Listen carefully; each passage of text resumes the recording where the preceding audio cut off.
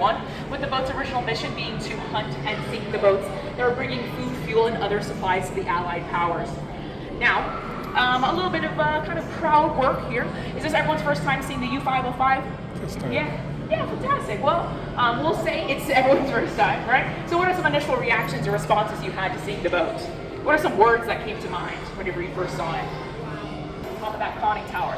It currently weighs 693 tons, which sounds like a lot, and I guess it is, but it actually used to weigh about 1,100 tons back in its day of active operation. So a little bit of math, that's about 400 or so tons of stuff that's not currently sitting on that boat right now. Now, what are some ideas of some stuff that used to be on this boat that's probably not on it right now? You say what now?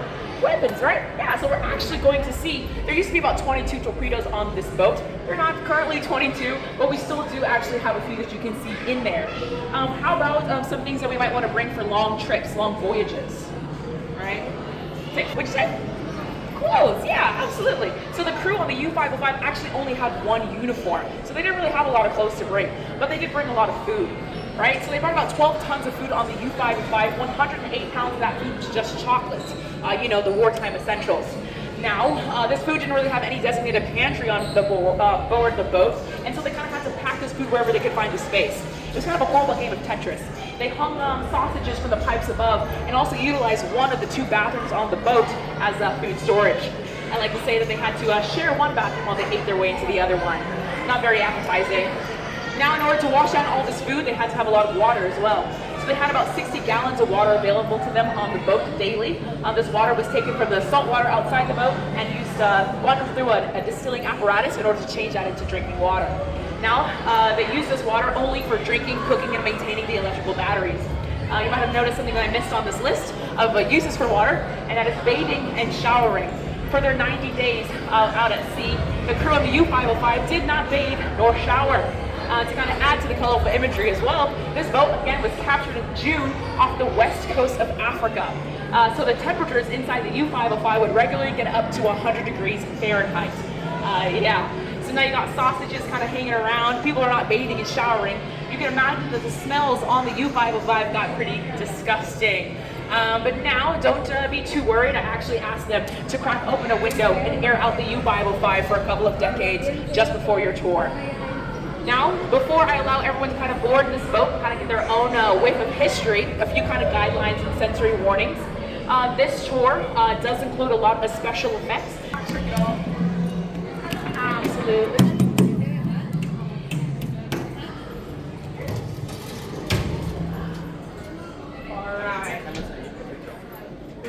So we're going to kind of stay in this first kind of square here. Please feel free to kind of feel around on the bed there. Kind of touch some of the things on the wall. Pretty cool. Yeah. Yeah.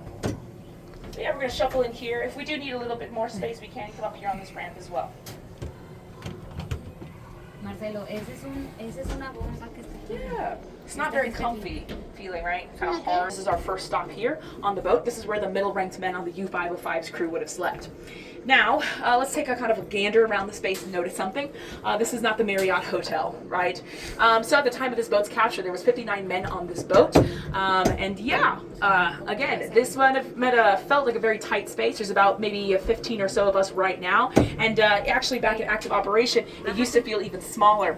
The floor of the U-505 would have originally been raised to the height where I'm standing right now. And there would have been bunk beds on both sides of the space that we're in. Also, that giant hole that we just walked through definitely was not an original hole. The crew would have had to actually enter through hatches in the ceiling. Now, again, this is where the middle-ranked men would have slept. The lowest-ranking officers on the U-505 had the worst accommodations over there in the forward torpedo room. Now, you can kind of see their bunk beds there, about 2 feet away from that giant torpedo. Now, indeed, they practiced something called hot bunking. This is the practice in which one man would get out of bed to start his shift, and the man that he was relieving would get right into that very bed that he just got out of that was still hot and sweaty from the night before. So not the Marriott. Now, in order to kind of boost their morale, they utilized something like this. Yeah, music. At the time of this boat's capture, there was one radio, one record player, and 87 records found on the boat. This is one of those records. Can you repeat the bed? Yeah, they practiced hot bunking, so they kind of had to share their beds. Yeah. Now, they didn't spend all their time on the boat just kind of listening to their French dance hall music and eating sausages. Indeed, they still had a mission to do, and that mission was to hunt and sink those supply ships. And so whenever one of those supply ships was spotted on the horizon, the crew, specifically the captain of the U-505, would call for a dive. Once that dive bell was rung, the crew of the U-505 would have to swap out their dancing shoes for their spring into action ones. Now they had to open up valves, which would then open up the ballast tanks on the side of the U-505. These tanks would then fill with water, allowing the boat to crash beneath the waves. Now that the boat is fully submerged, the crew and the captain had to do a lot of complex calculations in order to aim one of those torpedoes. We're actually going to hear some of the snippets of that conversation. It's all in German, so I can't translate it for you, but I imagine that they're having some really very important conversation. Streuwinkel ist 17,5. Streuwinkel 18. Now, I can't speak full German, but I do know one word, and that is the command "Los." Once we hear that command, that's actually a command for fire. Don't worry, the torpedo's not actually going to fire. We don't have that in our special effects budget quite yet.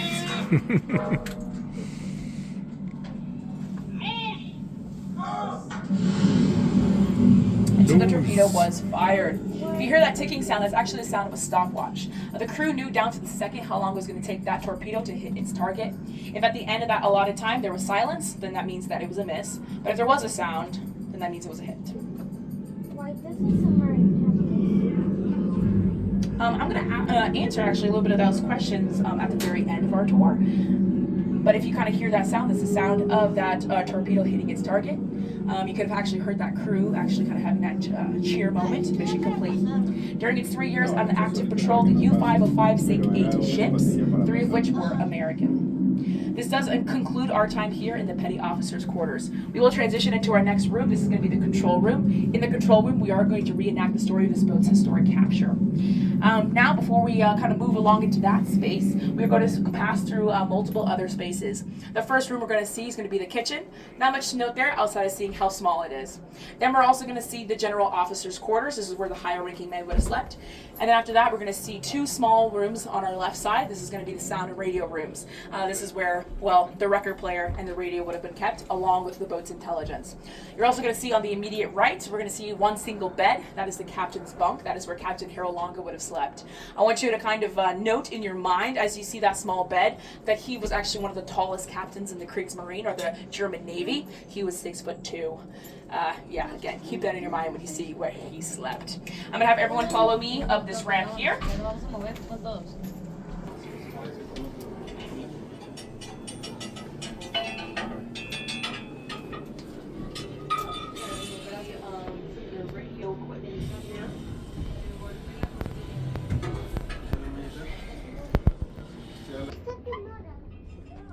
This is the captain's quarters.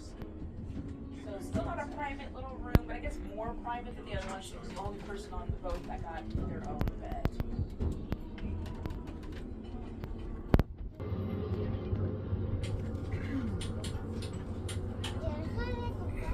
Kein Kontakt.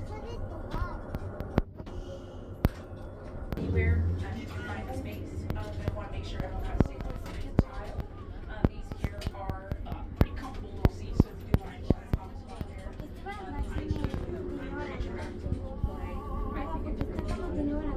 Not every day you get to kind of navigate on a real submarine.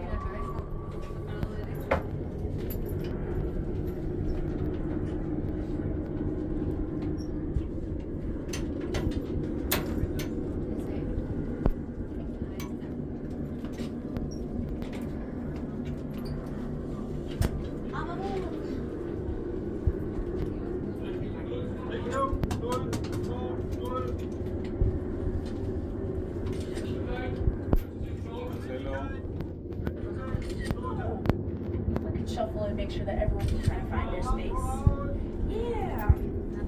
So I'm not gonna have you climb up here. This is kind of got a little bit dangerous up here. So yeah. All right. right, is that everybody up in here? Fantastic. All right. Well, welcome. This is our next stop on the U-505. This is the control room. As you can imagine by the name, this is definitely the place on the U-505 where the boat was controlled. Here, these giant wheels here, these are the planesman stations. This is where the dive planes or the up and down movement of the boat would have been controlled. Over here, this kind of vertical stack of instruments over here, this would have been the helmsman station, or where the rudder of the boat was controlled, or the left and right movement. This also would have been where the main hub of navigation took place. You can kind of see that giant map back there. This would have been where Captain Harold Longa of the U-505 crew would have been stationed on June 4th, 1944, whenever he detected that there was enemy warcraft in the immediate area. This enemy warcraft was indeed the American Hunter-Killer Task Group 22.3. Upon detection of this task group, Captain Harold Longa called for a crash dive. I kind of want to offer a warning that this is the part in our story that does get a little bit dark, both literally and metaphorically speaking. Hold on. Yeah, if you can stay here on this side here. Yeah, on there. Now calling for a crash dive, all on-duty officers on the U-505 had to rush to the very front of the boat. They dogpiled on top of each other in order to increase the weight at the very front of the boat to get this boat from fully surfaced to fully submerged. They were able to do so in less than 37 seconds. Now that this boat was fully submerged, the U-505 then shifted into what they called silent running mode operation. During this time, all non-essential equipment on the U-505 was turned off. The boat's lights were turned off and the speed was greatly reduced. All off-duty officers at this time were also then sent to bed. Now this was done for two reasons. One, to preserve the oxygen, and two, to make sure we lower the noise levels on the boat.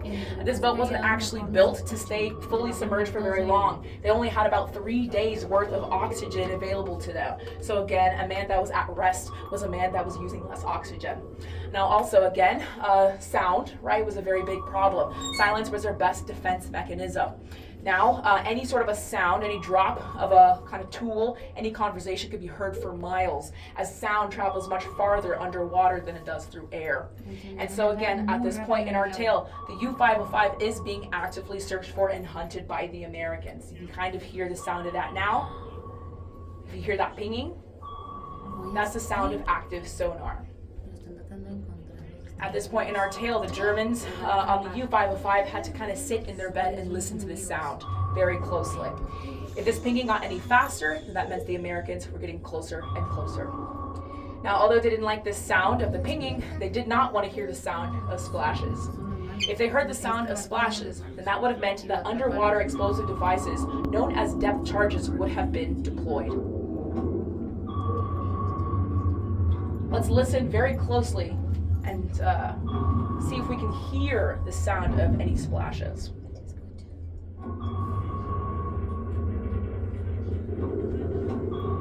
Yep.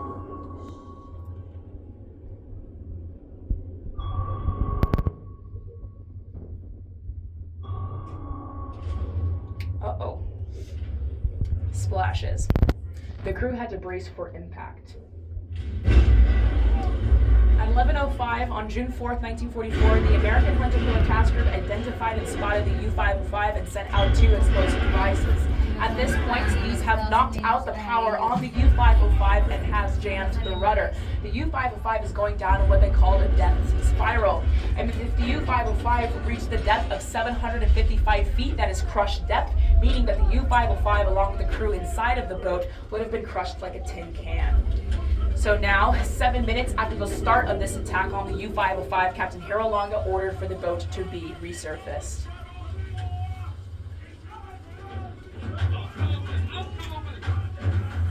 Now, upon resurfacing, the fate for the U-505 and its crew did not get much better. Upon kind of exiting the top here of the conning tower, the U-505 and the crew were met with 6 minutes of uninterrupted gunfire.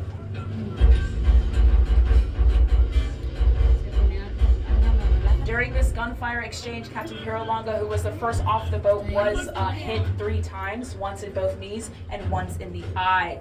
His second in command was actually killed in this exchange. He was the only casualty on the U-505. Now, before Captain Harold Longa fully lost consciousness, he ordered out 2 last commands. This was 1, to sink the boat, and 2, to scuttle her or abandon ship. Ooh. Now, the crew did follow their captain's orders. They opened up the sea strainer, which is basically a little hole at the bottom of the U-505. Upon opening that allowed the ocean water to flood the boat. So at this point, you kind of hear that flooding sound now. The U-505 is being flooded. Now the crew of the U-505 then followed their second order, and that was to leave the boat. They followed up the conning tower here, went up to the top, and followed their captain. Upon exiting the U-505, the crew were then taken in as prisoners of war. Now, as the Germans left the boat, the Americans then boarded it. They act with a lot of haste and caution as the boat was still flooding and spinning around. And so they actually managed to do a pretty good job of getting on this boat. They managed to remove about 900 pounds of intelligence documents, including 2 Enigma machines. One sailor also then found that sea strainer and then proceeded to close the lid, stopping the flooding of the U-505, preserving it so we can see it today. We're going to talk about how the U-505 got fully under American control in our next room. But before we get over there, you're going to pass through kind of a long, narrow hallway. This is going to be the diesel engine room. Fair warning, it smells like crayons. I'm going to have everyone walk on this side as this side gets a little bit outside and come up on the other way. This here is that sea strainer. This was originally flooding the U-505. It looks like nothing, but it was causing a lot of damage. Also, I want to remind everyone to kind of watch your heads here. A lot of walking tends to happen.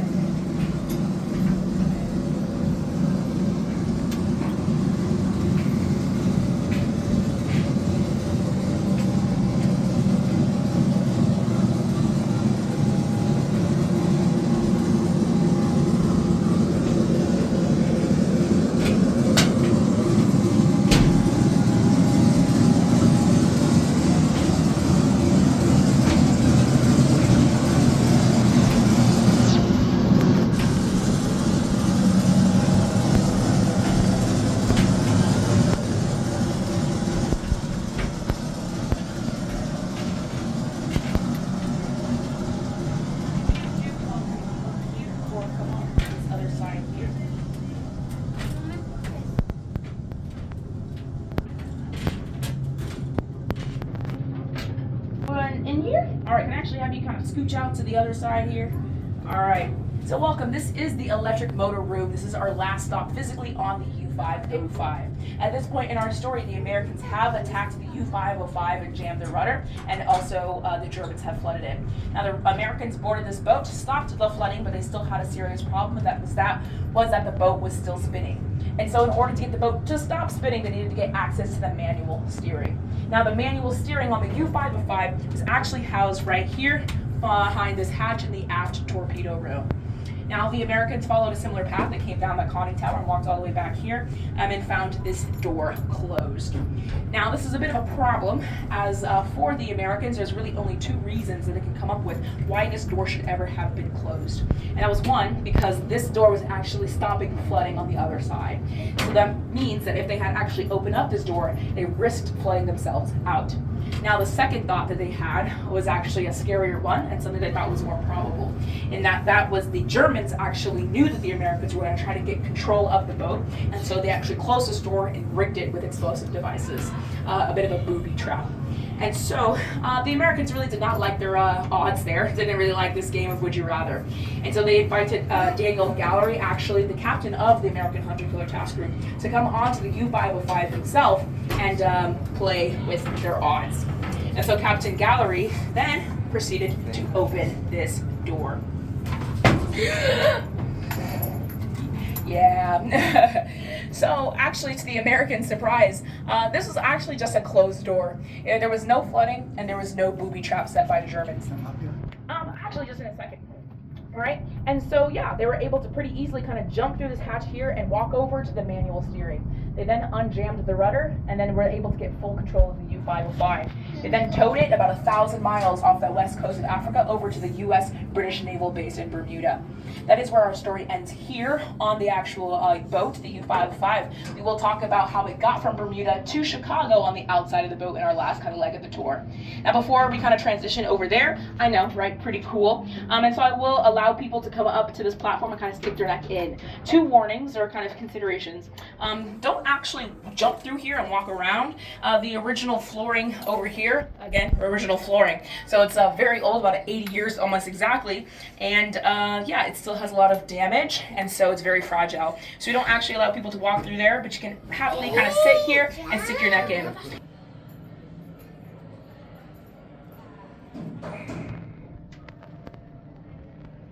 Yeah, thank goodness the original toilet is not still in there. They did have to remove a few things.